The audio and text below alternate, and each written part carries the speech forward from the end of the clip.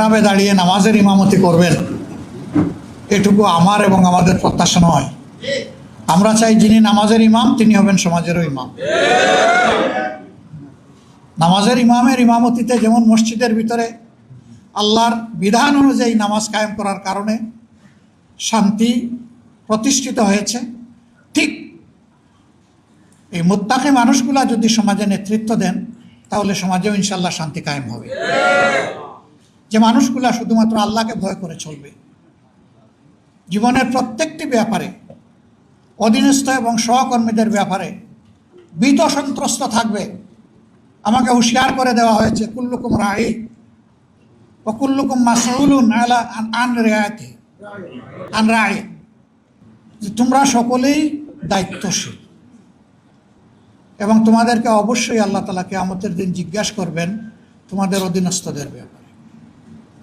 যার দায়িত্ব যত বড় সমাজে তার জিজ্ঞাসাও হবে তত গভীর।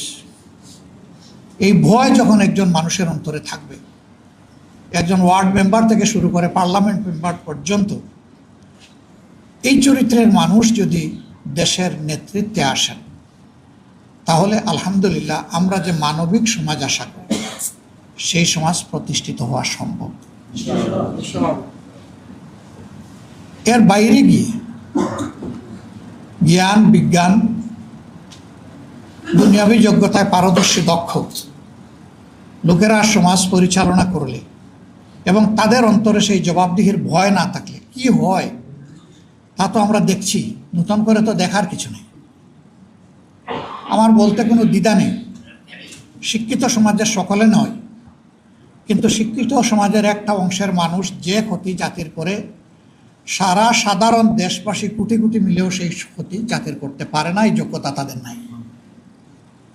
কলমের খুঁচায় একজন মানুষের জাতির কিসমত যেভাবে ধসে পড়ে 1 কোটি মানুষ একত্রিত হয়েও সেই ক্ষতিটা করতে পারবে না। এই ক্ষেত্রেও উলামায়ে কেরামের বিশেষ দায়িত্ব রয়েছে জাতিকে জাগ্রত করা, সতর্ক করা। আপনারা সেই খেদমত আঞ্জাম দিবেন আমরা আপনাদের কাছে আশা করি। কোরআনের আলোকে কোরআনের গল্পই মানুষের জন্য যথেষ্ট। এখানে আহসানুল কাসাস আছে, সুন্দর সুন্দর জীবন ঘনিষ্ঠ গল্প আছে। এই গল্পগুলো মানব জাতির জন্য আল্লাহর পক্ষ থেকে নিয়ামত হিসাবে উপহার, যে এইরকমই অতীতে মানুষগুলোর সাথে আল্লাহ তাআলা হয় তার রহমত বর্ষণ করে সাহায্য করেছেন অথবা তাদের দুর্বৃত্তপনার কারণে আল্লাহ তাআলা তাদেরকে শায়েস্তা করেছেন। এটি যথেষ্ট, এর বাইরে আর কোনো গল্প আমাদের আনার প্রয়োজন নেই। এটি যথেষ্ট।